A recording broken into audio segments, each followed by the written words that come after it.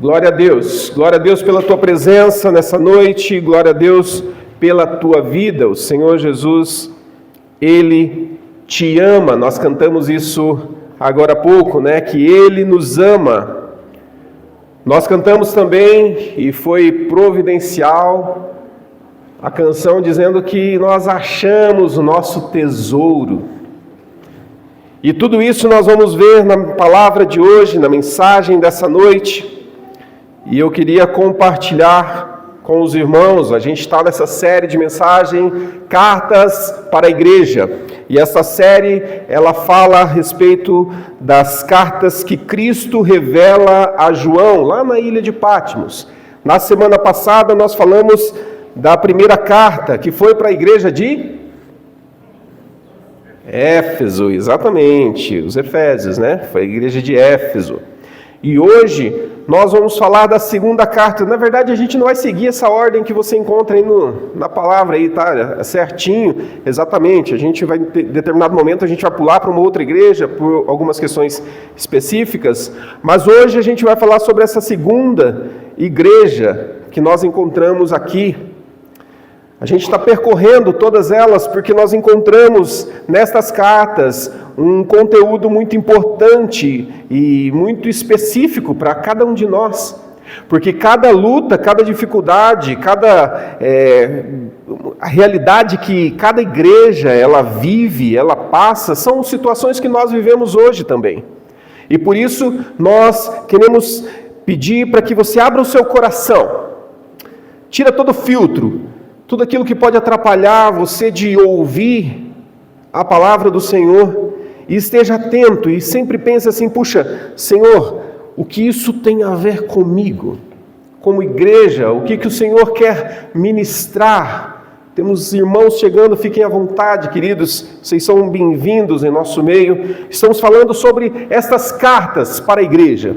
E você é a igreja de Jesus e o Senhor tem algo especial para você nessa noite.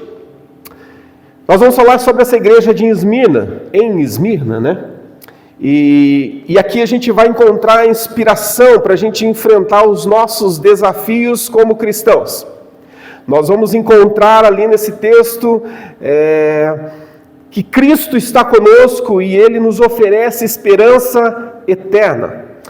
Abra sua Bíblia, lá em Apocalipse, no capítulo 2, verso 8.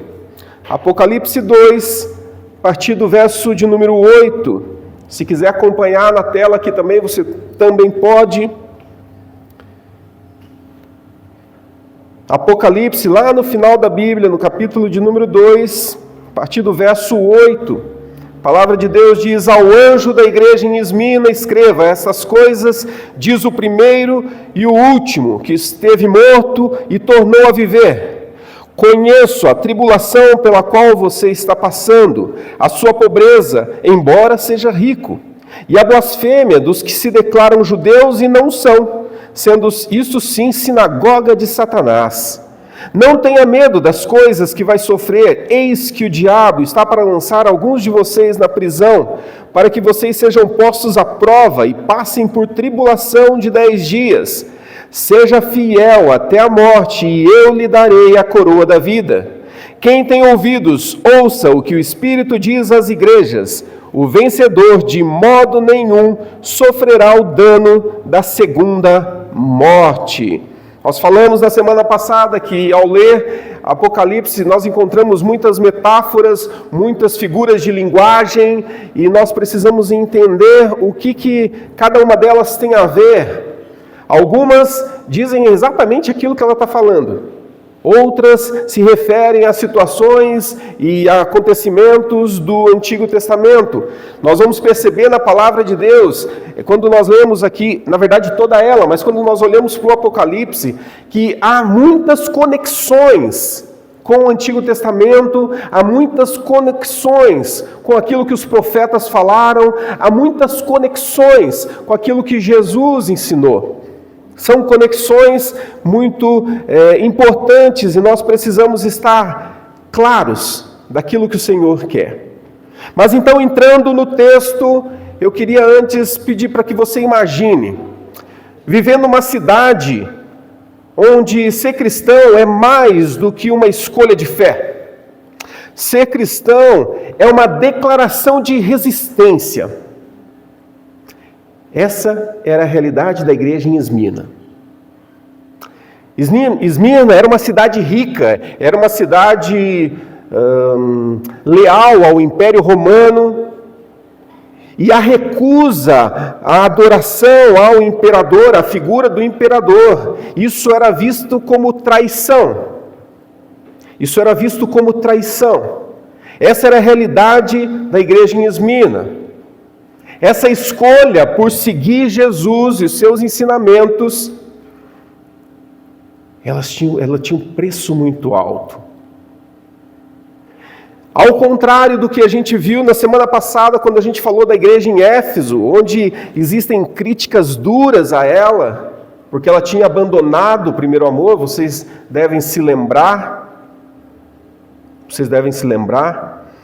A igreja em Esmina, ela é elogiada. E ela vivia num contexto de muita dor. Porque ela não se contentava e ela não estava se dobrando àquilo que o Império Romano exigia. Como eu disse, Esmina era uma cidade muito rica. Esmina era uma cidade importante, mas para você viver bem nela, você tinha que seguir a cartilha. E uma delas era se render ao imperador. E a igreja já sabia daquilo que ela deveria fazer: adorar a um único Deus, seguir os ensinamentos de Jesus. Então aqui nós vemos que Esmina nos ensina que ser cristão vai além de evitar a perseguição, porque ela se mantinha firme: não, eu não vou me dobrar ao imperador. E isso trouxe consequências para essa igreja. É sobre viver fidelidade a Cristo mesmo, no mundo constantemente contrário àquilo que é os padrões do reino de Deus. Talvez para nós isso seja um pouco distante, porque aqui no Brasil nós temos liberdade de culto, nós temos liberdade para professar a nossa fé, a gente não enfrenta essas perseguições extremas, nossa liberdade religiosa nos protege. Mas será que isso nos deixa livres, imunes dos desafios da nossa fé? Cristo conhece os desafios de cada igreja. E a mensagem aqui para Esmina, ela é tão relevante para nós hoje quanto foi naquele tempo. Por isso é um convite para nós refletirmos sobre onde está a nossa verdadeira riqueza. Cantamos agora, né? Eu encontrei o meu tesouro. É um convite para nós enfrentarmos os nossos desafios, as nossas pressões diárias, e estarmos dispostos a ser honestos e fiéis até o fim. Essa igreja, ela foi fiel. Paulo, você quer trocar para mim aqui? Por gentileza, que ele está falhando, né?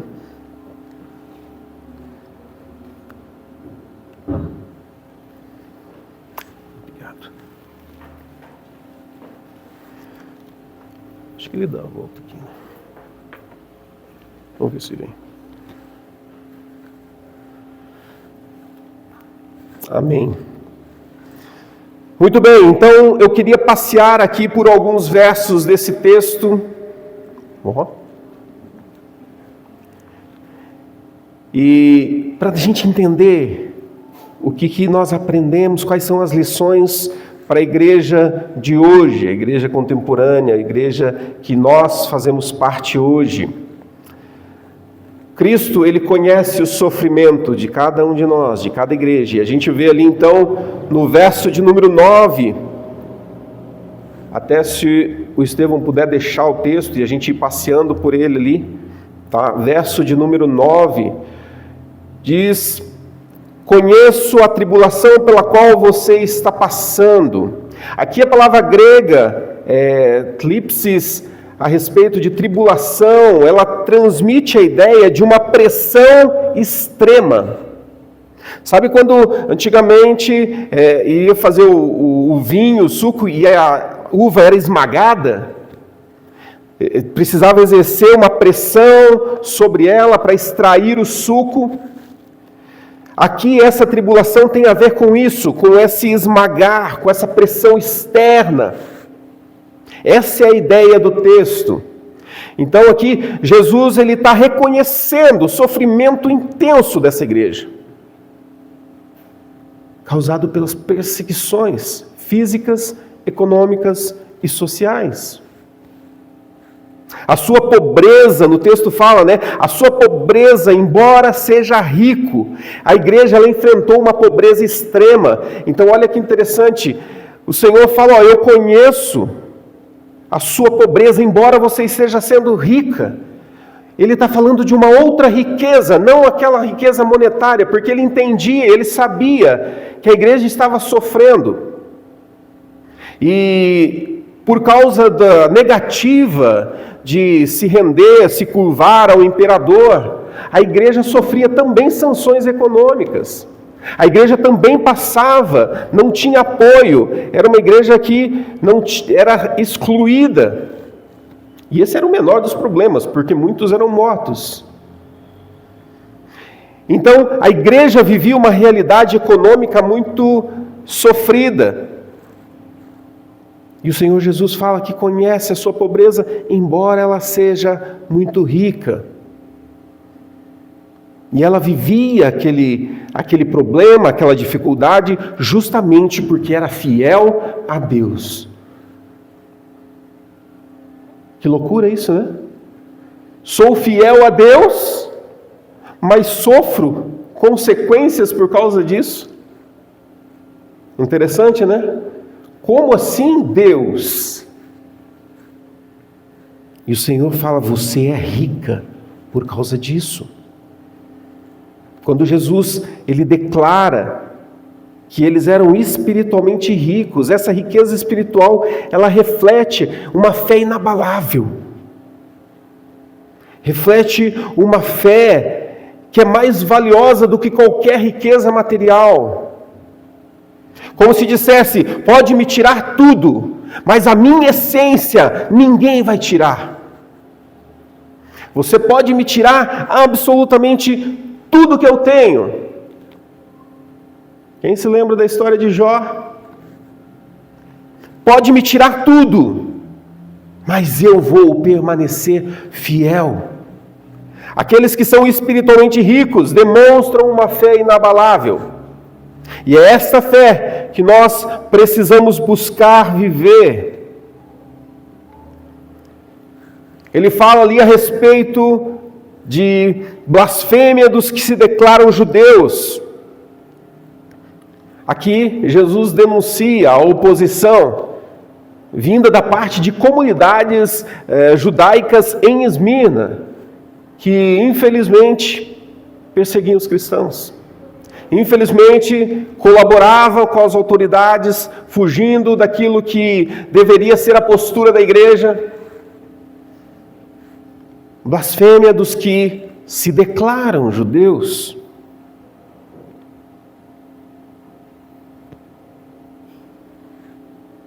Chega a chamá-los de sinagoga de Satanás. Isso indica que, embora eles professassem ser povo de Deus, as suas ações mostravam tudo o contrário. As suas ações mostravam oposição ao Evangelho de Cristo, negavam a obra de Cristo, mas se diziam judeus, sinagoga de Satanás. Deus sempre conhece o sofrimento da igreja, do seu povo. E quando ele fala, conheço a sua tribulação, a gente lembra, e aqui, lembra que eu falei de conexões, que a Bíblia a gente encontra essas conexões com o Antigo Testamento. O povo conhecia toda a história, o povo conhecia todos os ensinamentos que iam passados de geração em geração. E era muito claro, era fácil do povo entender essa mensagem, porque a gente lembra lá de Êxodo 3:7, quando Deus diz a Moisés, né? Coloca para nós aí. Êxodo 3:7. Então o Senhor continuou: certamente vi a aflição do meu povo que está no Egito, e ouvi o seu clamor por causa dos seus feitores. Conheço o sofrimento do meu povo. Quando Jesus, então, nessa carta à igreja de Esmina, diz que ele conhece o seu sofrimento, o povo se lembra de que, puxa, lá no Egito, o Senhor conheceu o sofrimento, a angústia, o clamor do povo que estava escravizado e veio em socorro trazer libertação. Depois eles se lembram, eles vêm um pouco mais para a realidade deles, daquilo que eles viveram, e lembram-se de Cristo, que está profundamente ciente das dores da sua igreja.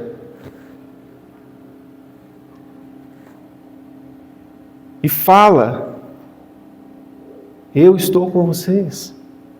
E nós hoje, então, olhamos para esses dois episódios lá no Antigo Testamento, na vida de Cristo, e entendemos que hoje nosso Deus, Ele ouve, Ele vê e Ele age em favor do seu povo. Ele ouve, Ele vê e Ele age em favor do seu povo. Você está passando por tribulação? Você está passando por lutas? Você está passando por algum tipo de perseguição? Talvez não seja aquela, né?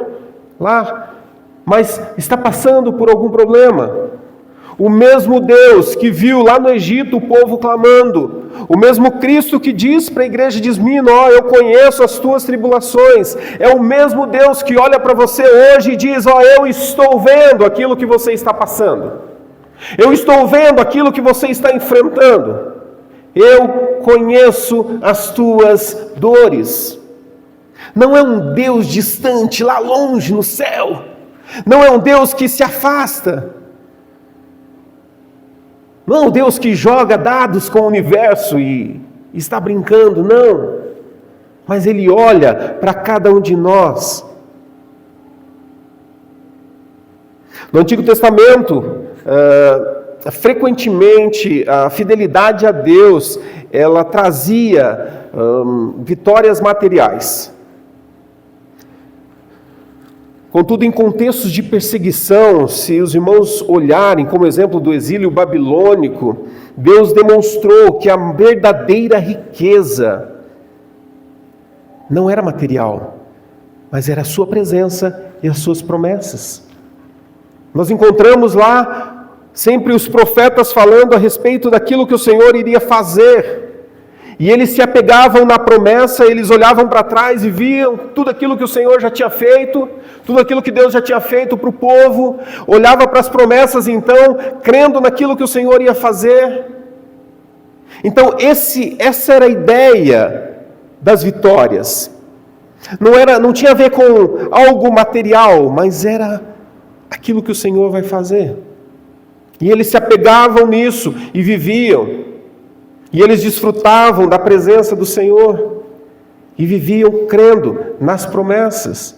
Quando nós pulamos para o Novo Testamento, a gente vê Jesus reforçando essa verdade, quando Ele declara: não acumulem tesouros aqui na terra, onde traça, ferrugem, onde ladrões arrombam e roubam,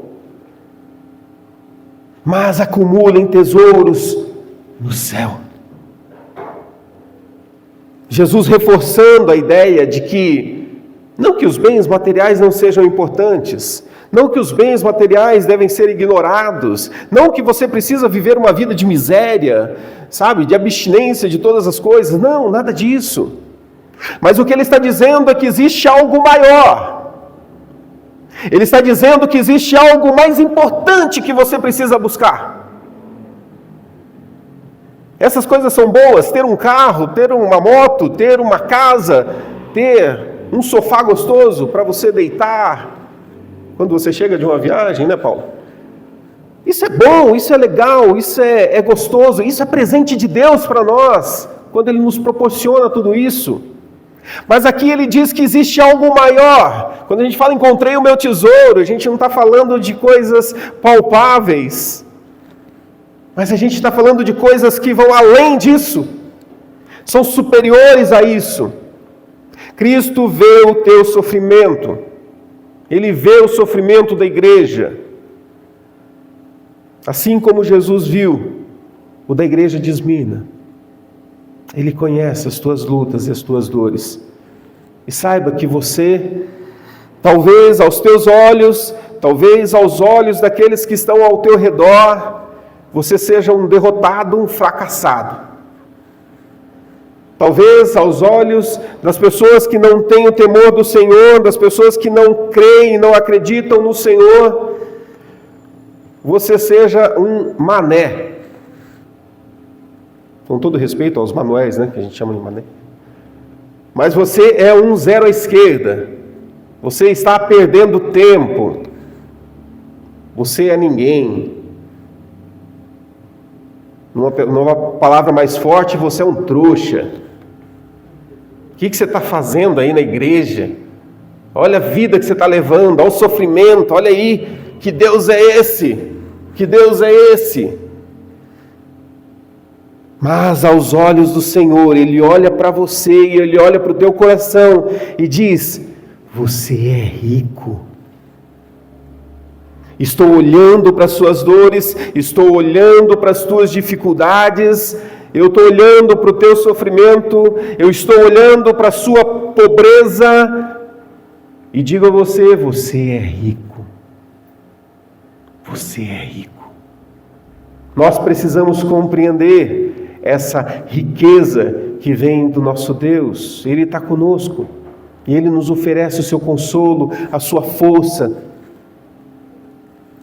No mundo, que nós vivemos, onde valoriza-se muito as coisas materiais, um sucesso visível,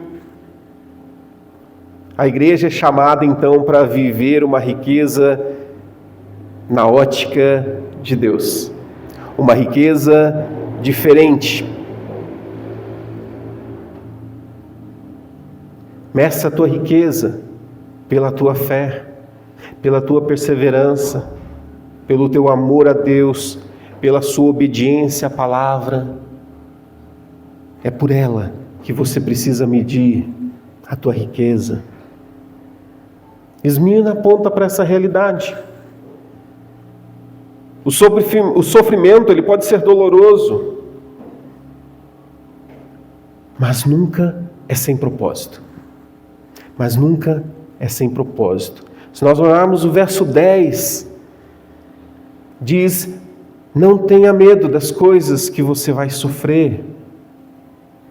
Não tenha medo das coisas que você vai sofrer. Interessante que Jesus ele não promete evitar o sofrimento, mas Ele nos chama, e Ele chama a igreja para enfrentar sem medo. Olha que interessante. Olha que interessante. O Senhor ele não promete você estar livre do sofrimento, mas Ele te chama para enfrentar sem medo. Encontramos na palavra de Deus que a alegria do Senhor é a nossa força. Percebe como que é o padrão do reino de Deus? Nós não somos dessa terra, nós pertencemos ao reino de Deus. Então, como pertencentes, como membros do reino de Deus, nós precisamos viver os princípios do reino de Deus aqui. E o princípio do reino de Deus é a alegria do Senhor, é a força que você precisa para enfrentar todas as situações. Então, se você passa por uma luta, se você passa por uma dificuldade, alegre-se no Senhor, porque a força, a alegria dele em você é a força necessária para enfrentar toda e qualquer situação.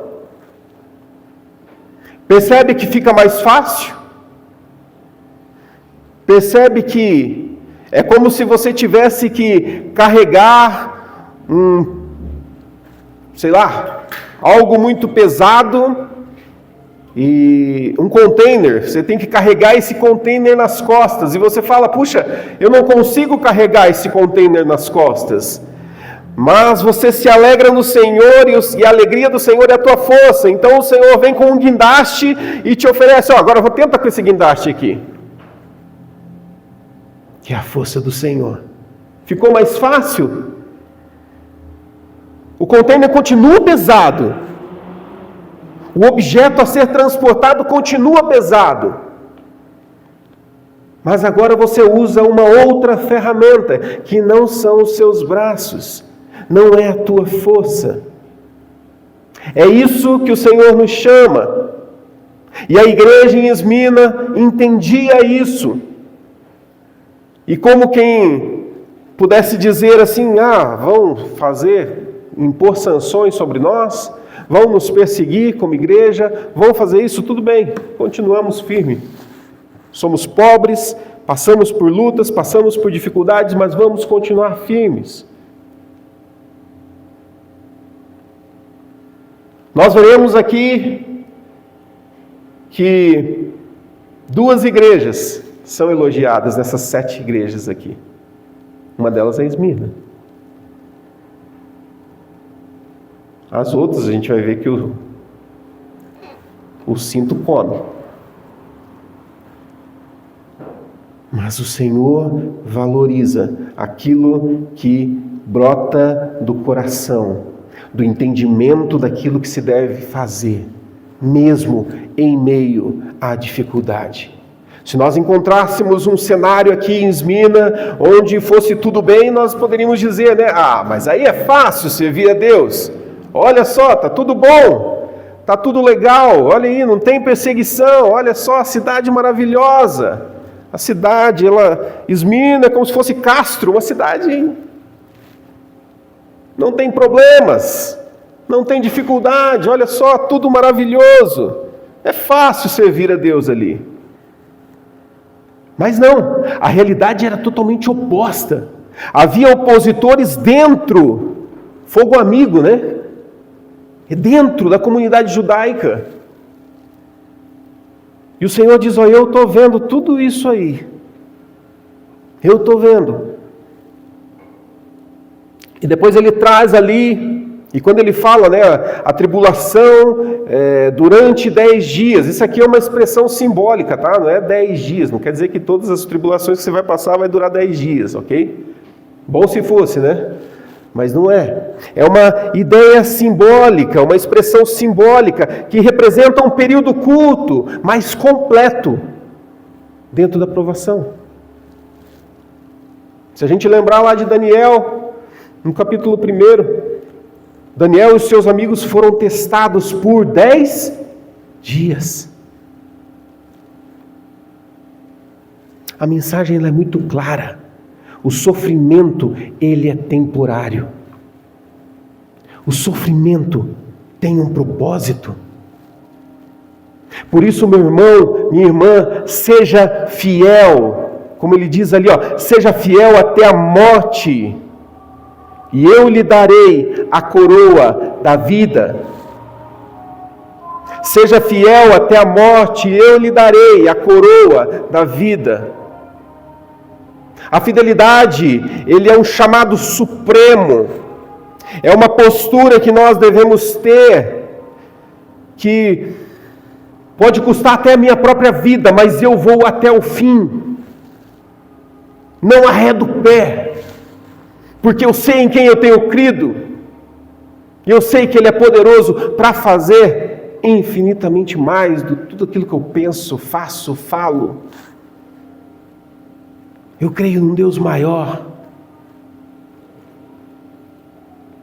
Coroa da vida representa então uma recompensa, não uma recompensa terrena, mas a vida eterna. Se nós lermos lá Tiago no capítulo 1, verso 12, Diz assim: bem-aventurado é aquele que suporta com perseverança a provação, porque depois de ter sido aprovado, receberá a coroa da vida, a qual o Senhor prometeu aos que o amam. Olha que maravilhoso. Coroa, e aqui, lembra que eu falei que tem muitas conexões e faz o povo lembrar de todas as situações? Nos Jogos Olímpicos, na Grécia Antiga, qual que era a premiação dos... Eles recebiam uma coroa de louros. Recebiam uma coroa de louros que era dada para os vencedores. Paulo usa essa imagem para descrever, quando a gente lê lá em 1 Coríntios, no capítulo 9, que todo atleta em tudo se domina, aqueles que fazem para alcançar uma coroa corruptível. Aí ele fazendo essa ligação, muitos buscam uma coroa que vai perecer, que vai, daqui um pouco morre. Mas Cristo promete então, e aqui para a igreja de Esmina, e para nós também, a coroa da vida. Destacando que a vitória final sobre o sofrimento, ela é certa. Sobre a morte, ela é certa. Encontramos ali no texto o não temas, ou seja, não tenha medo, e essa exortação ela é vista frequentemente na Escritura. Nós vemos isso várias vezes, lembrar em Josué 1:9, também Josué, seja forte e corajoso, não temas, porque eu sou contigo, eu estou com você, não desanime, porque eu sou teu Deus, não temas, a gente encontra muito isso. Essa promessa, a igreja de Esmina, ela é para mim e para você nessa noite. Nós precisamos ser encontrados como homens e mulheres fiéis, que mesmo em meio às adversidades, nós permanecemos, porque nós cremos que é um breve momento. A luta, ela é passageira. Nós precisamos permanecer fiel. Tribulação e aprovação. É um teste, uma prova. Jesus passou por essa prova e nos disse que nós passaríamos também por dificuldades. Mas nós precisamos nos manter firmes, fiéis até a morte. Não é interessante nós olharmos a história de todos os apóstolos e ver como que terminou a vida de cada um deles? Que fé é essa? Que fé é essa? Que leva, como o apóstolo Paulo, até o fim da vida. Ele morreu decapitado, cortaram a cabeça dele. Mas ele permaneceu fiel. Que fé é essa? Que entendimento é esse? Você já parou para pensar o que talvez Paulo estivesse pensando naquele momento antes da sua morte? Ele vendo o seu executor, vendo, acabou. Já era. Acabou, não vou escrever mais nada. Acabou. Tudo se encerra aqui. O que será que passou na cabeça de Paulo naquele momento? Quem sabe ele falando para Deus, né? Estou chegando.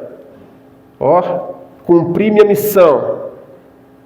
Guardei a minha fé. Cumpri toda a carreira. Estou chegando, Deus, até o fim. E tantos outros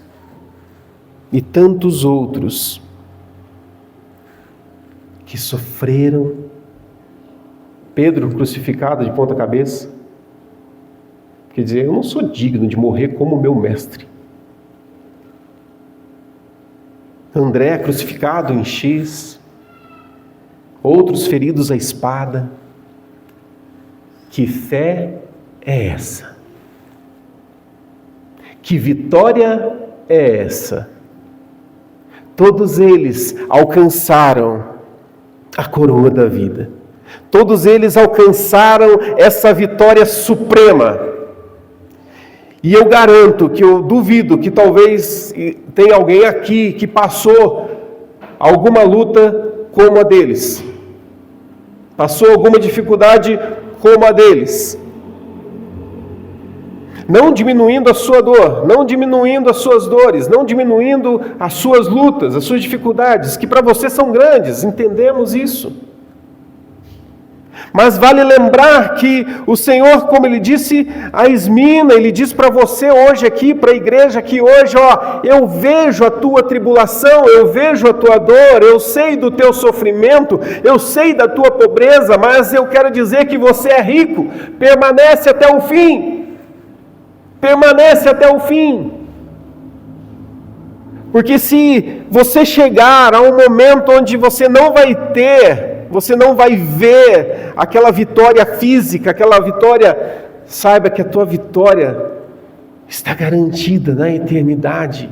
E é isso que você precisa ter em mente. A nossa vida aqui, ela é curtinha.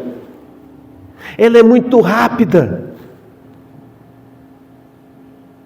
A gente não sabe o que vai acontecer amanhã. Nós precisamos crer e confiar com todo o nosso coração. Nós precisamos ser como a igreja de Esmina, que o Senhor Jesus olha e fala: uau, vocês têm sido fiéis até o fim. Como se Ele dissesse: estou orgulhosão de vocês, hein? Enfrentando o que vocês estão enfrentando, passando o que vocês estão passando, ouvindo o que você está ouvindo, perseguição que você está enfrentando lá no teu trabalho, perseguição que você está enfrentando aí na tua vizinhança, perseguição que talvez você está enfrentando aí na tua família. Eu estou vendo a sua dor, mas você é rico, não esquece disso, não. E eu vou estar com você todo instante até o finalzinho. Essa é a segurança de todo crente. Esta é a segurança que nós temos. De que não são as circunstâncias. Se nós alcançarmos a vitória aqui, nesse presente, agora, glória a Deus, aleluia, vencemos, conquistamos. Mas eu não me alegro com as vitórias daqui. Porque eu sei que eu já conquistei uma vitória eterna. E é isso que me motiva a continuar. É isso que me motiva a ir adiante e vencer todas as lutas. O conceito de vitória é cristológico. A minha vitória está em Cristo, não nas coisas. Todo filme que a gente assiste, né? Normalmente, o mocinho vence no final, não é verdade? Tem aquele fim, ele fica com a princesa, ele vence, conquista, e foram felizes para sempre. Isso é ficção. Nem sempre na vida real isso vai acontecer. Nem sempre isso vai acontecer.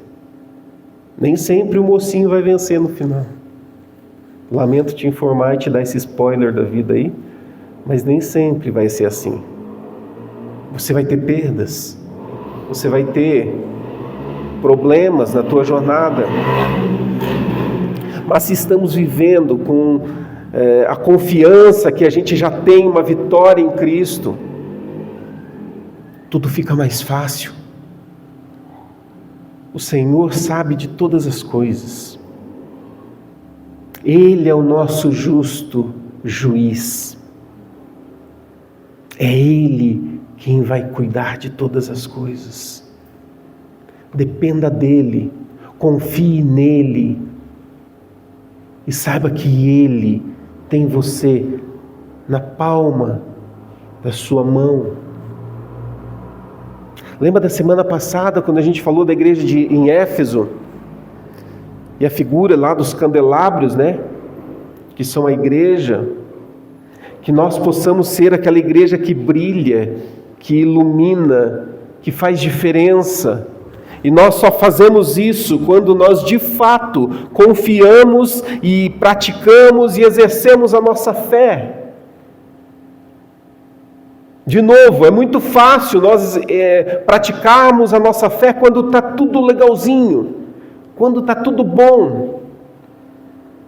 Mas nós somos chamados a exercitar a nossa fé nos momentos de dificuldade, de luta, de perseguição, de provação, aquela pressão externa. É ali que nós somos provados.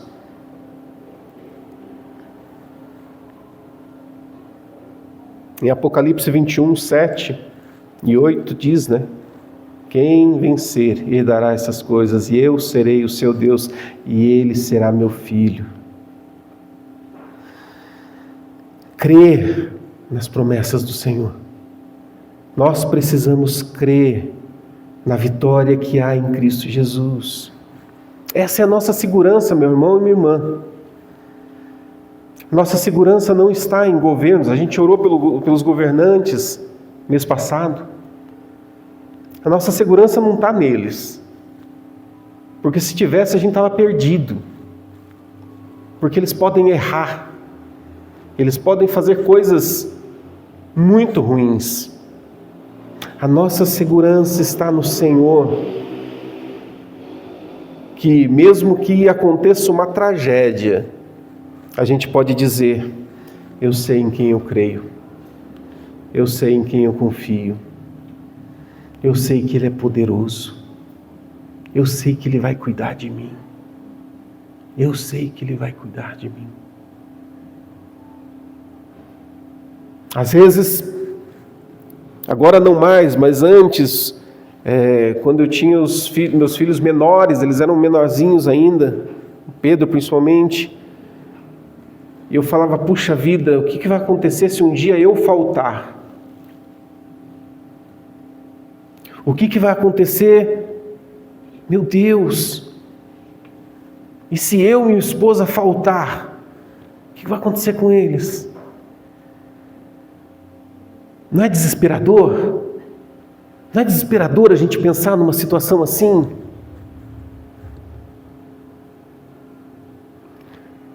Mas quando a gente entende que o Senhor cuida de todas as coisas,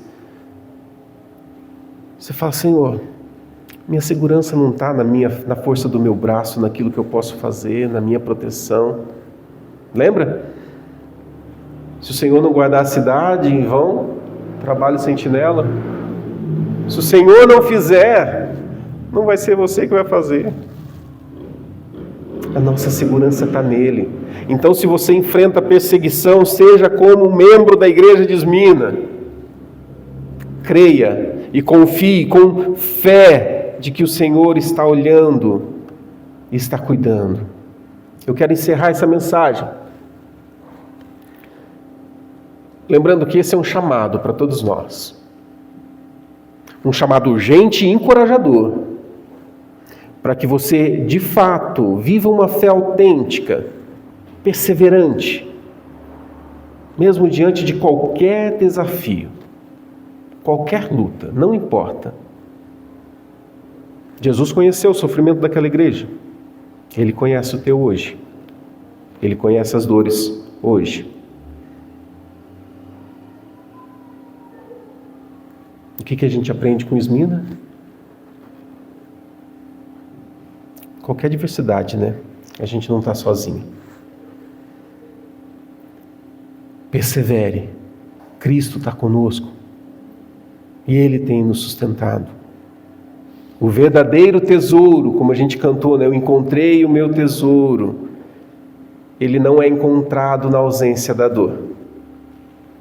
Ele não é encontrado com ausência de dor. Talvez vai ter muita lágrima.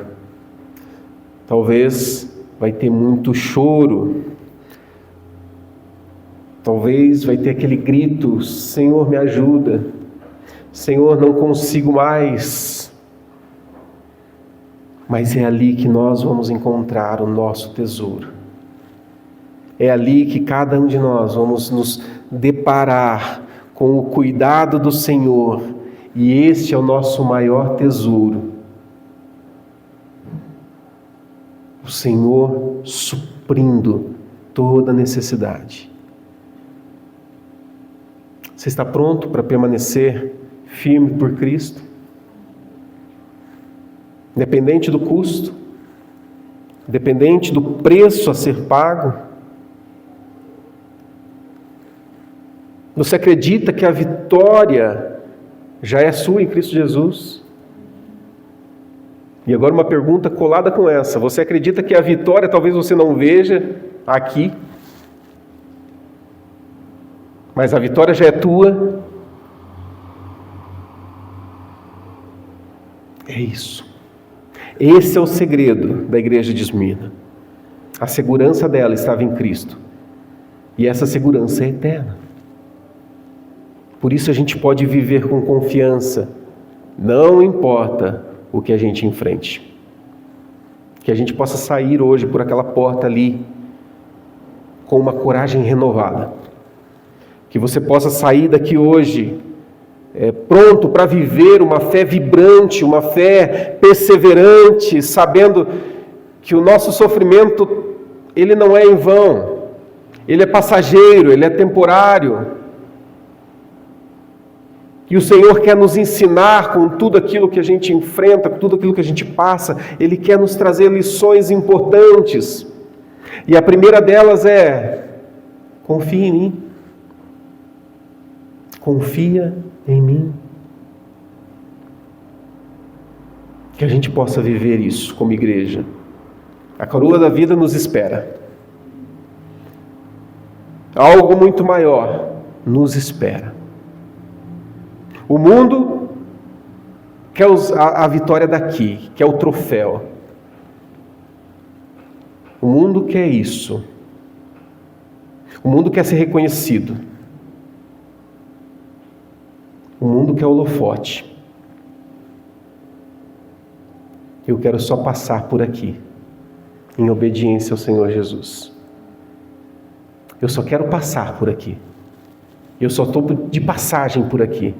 Como se eu passasse e olhasse tudo isso e falasse: puxa, eles estão perdendo tanto tempo, Senhor, me ajuda a abrir os olhos dele, enquanto eu passo por aqui. Essa é a nossa missão. Essa é a minha missão, essa é a tua missão. Enquanto passamos por aqui, nós abrimos os olhos das pessoas para aquela vitória que é eterna. E dizemos: é temporário tudo isso, viu? Tudo isso que você tem buscado aí, ele é nada. Busca o Senhor, porque isso muda a tua história, muda a tua realidade, muda a tua vida. Coloque-se de pé, queremos orar.